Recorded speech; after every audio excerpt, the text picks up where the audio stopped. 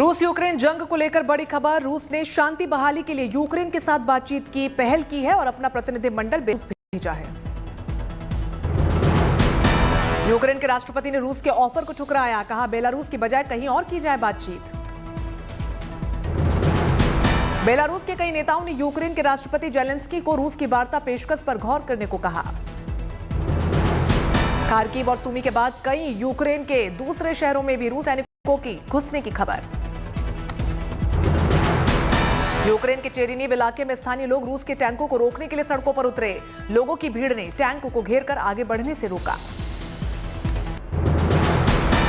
कई जगहों पर रूसी सैनिकों के वाहनों को यूक्रेन के आम नागरिकों ने आग के हवाले कर दिया।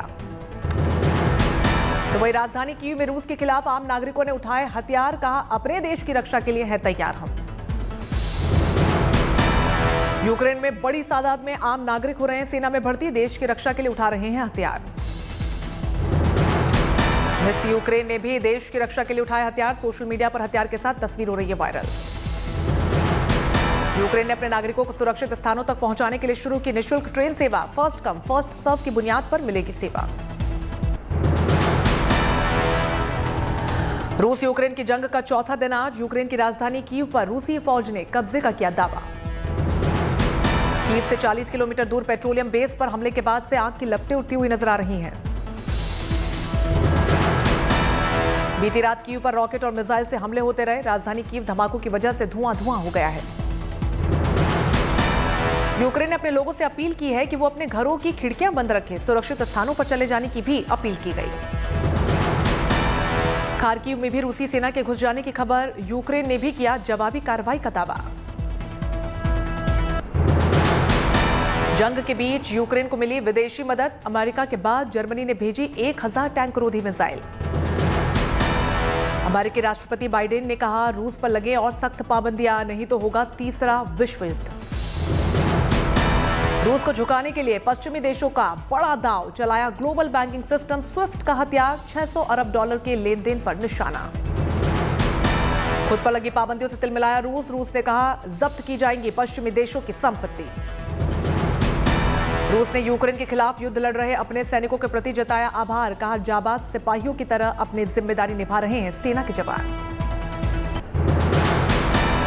यूक्रेन और रूस के बीच लगातार हो रही है फायरिंग की रेंज में आए गांव डोनेट्स्क की तस्वीरें आई सामने। कई घरों को पहुंचाया गया नुकसान।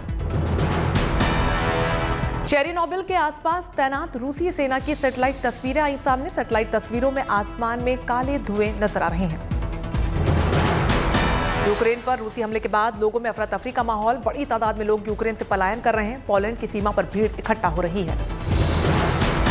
रूसी हमले के बाद कई दर्दनाक तस्वीरें भी आई सामने। बच्चे पैदल चलकर सरहद पार करते हुए पड़ोसी देशों में शरण लेने के लिए जा रहे हैं। जॉर्जिया में रूस के हमले के खिलाफ लोग सड़कों पर उतरे। लोगों ने यूक्रेन का समर्थन किया। पुतिन के खिलाफ की जमकर नारेबाजी।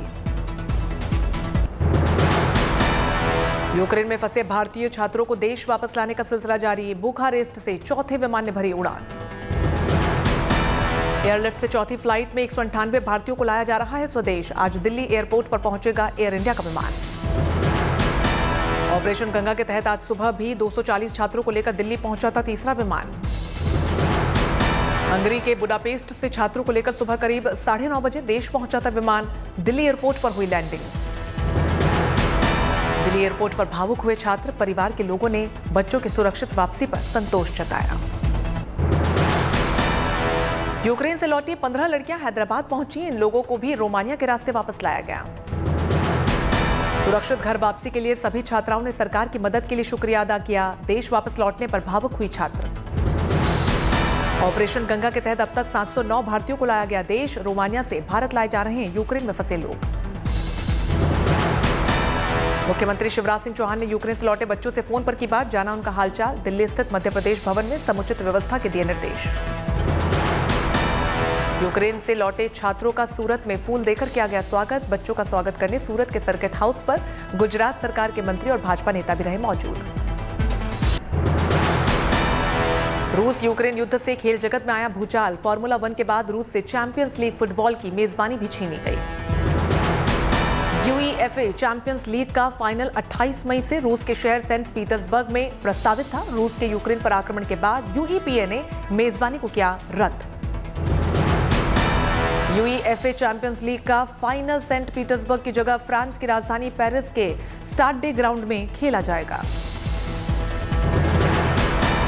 एक दिन पहले फार्मूला 1 ने भी रशियन ग्रैंड प्रिक्स को किया था कैंसिल। 25 सितंबर से रूस में आयोजित होने वाला था फार्मूला 1 रेस। रूस यूक्रेन संकट के बीच इंटरनेशनल ओलंपिक कमेटी ने सभी साथी फेडरेशन से की अपील, रूस में आयोजित होने वाले सभी स्पोर्ट्स इवेंट्स करें रद्द। यूपी में 5वें चरण का मतदान जारी। 12 जिलों की 61 सीटों पर हो रही है वोटिंग। 5वें चरण में दोपहर 3 बजे तक 40.28% हुआ मतदान।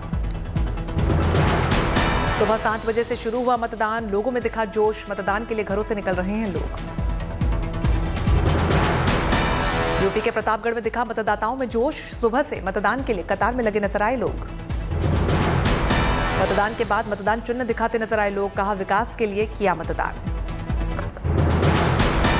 केशव प्रसाद मौर्य ने वोटिंग शुरू होने से पहले पिता को किया नमन, मांगा जीत का आशीर्वाद। डिप्टी सीएम केशव प्रसाद मौर्य ने मतदान से पहले लिया मां का भी आशीर्वाद। मां ने दही खिलाकर उनको आशीर्वाद दिया। मतदान से पहले केशव प्रसाद मौर्य ने पूजा अर्चना की, बम्पर जीत की मांगी दुआ। अपने परिवार के साथ वोट डालने पहुंचे डिप्टी सीएम केशव प्रसाद मौर्य। लोगों से की मतदान की अपील। सिराथू सीट से चुनावी मैदान में है यूपी के डिप्टी सीएम केशव प्रसाद मौर्य। पल्लवी पटेल से है सीधा मुकाबला। बीजेपी नेता संजय सिंह ने मतदान से पहले की पूजा, भगवान से लिया जीत का आशीर्वाद। अमेठी विधानसभा में बीजेपी उम्मीदवार डॉक्टर संजय सिंह और उनकी पत्नी अमिता ने सुबह सुबह अपने वोट डाला। संजय सिंह ने कहा उनके लिए कोई चुनौती नहीं है। जो बसपा और कांग्रेस का हश्र है वही सपा का भी होगा। संजय सिंह के निशाने पर रही कांग्रेस। कहा प्रियंका गांधी वाड्रा को गलतफहमी है कि वो महिलाओं की लड़ाई लड़ रही हैं। समाजवादी पार्टी को भी संजय सिंह ने लिया निशाने पर। कहा अखिलेश यादव को गलतफहमी है कि वो चुनाव के बाद प्रधानमंत्री बन जाएंगे। बीजेपी नेता और कैबिनेट मंत्री नंद गोपाल वर्मा ने मतदान से पहले किया भगवान को याद, मंदिर में जाकर की पूजा अर्चना। पूजा के बाद मतदान केंद्र पर जाकर किया मतदान। लोगों से भी की वोटिंग की अपील, जीत का दोहराया दावा।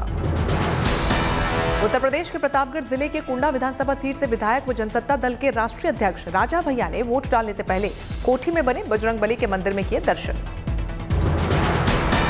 राजा भैया ने कहा कि 8 प्रत्याशी इस चरण में हमारे लड़ रहे हैं। कुंडा में सिर्फ चुनौती है, अपने मार्जिन को तोड़ना है और वो तोड़ेंगे। चुनाव हो जाए उसके बाद गठबंधन की बात करेंगे।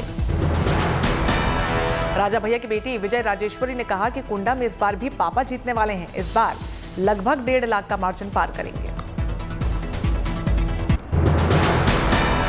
काशी के कलाकार अभिजीत चक्रवर्ती की अनूठी अपील, लोगों से नृत्य के जरिए कर रहे हैं वोट डालने की अपील।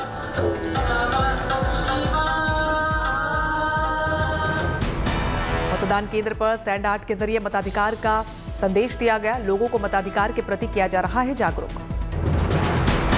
सुल्तानपुर में लोकतंत्र का पर्व मनाने पहुंची 96 साल की बुजुर्ग महिला। मतदान कर खुश आई नजर। ये बुजुर्ग महिला हर चुनाव में करती हैं मतदान, लोगों से भी करती हैं मतदान की अपील।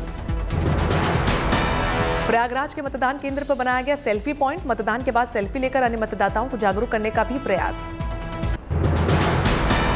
प्रयागराज के ज्वाला देवी सरस्वती विद्या मंदिर इंटर कॉलेज में यूपी के मंत्री सिद्धार्थ नाथ ने डाला वोट। मंत्री सिद्धार्थ नाथ ने परिवार के साथ जाकर डाला वोट, किया बम्पर जीत का दावा। मंत्री सिद्धार्थ नाथ ने लोगों से भी की वोटिंग की अपील। कहा पहले करें मतदान, फिर करें पूजा का। मतदान से पहले मंत्री सिद्धार्थ नाथ ने मंदिर में जाकर की पूजा, लिया जीत का आशीर्वाद। 5वें चरण की वोटिंग में अयोध्या में डाले जा रहे हैं वोट। लोगों में दिख रहा है उत्साह। संतों ने भी डाला अपना वोट। सुरक्षा के किए गए सख्त इंतजाम। यूपी के बस्ती इलाके में प्रधानमंत्री मोदी ने की रैली को संबोधित किया। कहा ऑपरेशन गंगा चलाकर हम यूक्रेन से हजारों भारतीयों को वापस ला रहे हैं। पीएम ने कहा वैश्विक हालात पर है भारत की नजर। ये समय जात पात से ऊपर उठकर राष्ट्र के साथ खड़े होने का है। हमें हर हाल में अपनी सेनाओं को आधुनिक बनाना होगा। देश को आत्मनिर्भर बनाने के लिए खुद को खपाना होगा। यूक्रेन के बहाने प्रधानमंत्री का कांग्रेस पर निशाना, बोले जिन लोगों का इतिहास रक्षा सौदों में कमीशन खाने का रहा हो वो परिवारवादी देश को मजबूत नहीं कर सकते। यूपी के चुनावी रण में प्रधानमंत्री मोदी झोंक रहे हैं पूरी ताकत, जनता से की यूपी में बीजेपी सरकार को मजबूत करने की अपील।